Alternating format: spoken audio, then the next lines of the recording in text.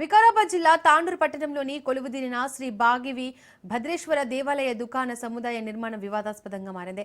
ఎలాంటి నోటీసులు లేకుండా, అనుమతులు లేకుండా నిర్మాణాలు చేపట్టారని, ఇది దేవాదాయ శాఖ నియమ నిబంధనలకు విరుద్ధమని, వెంటనే దుకాణాలను పద్ధతి ప్రకారం కేటాయించాలని పట్టణానికి చెందిన సమాజ పటేల్ ప్రవీణ్ కోర్టును ఆశ్రయించారు.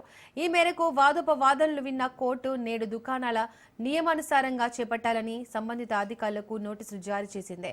దీంతో దుకాణాలన్నీ మూతపడ్డాయి.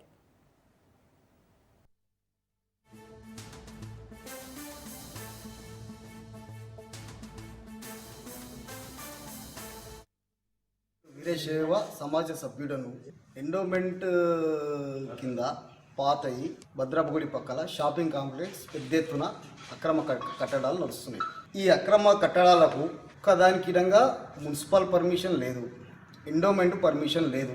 ఎండోమెంట్ పర్మిషన్ కూల్పడానికి కావాలి, కట్టడానికి కావాలి. మున్సిపల్ పర్మిషన్ ఈ విధంగా విత్ ప్లాన్తో కావాలి.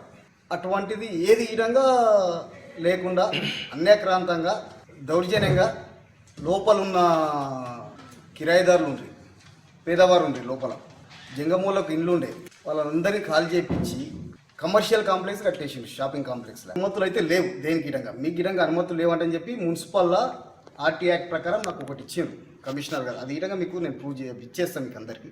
ఏం స్కీమ్లా కట్టిండ్రు షాపింగ్ కాంప్లెక్స్?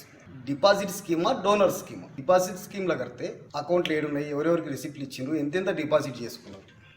డోనర్ స్కీమ్ కాదు ఇది.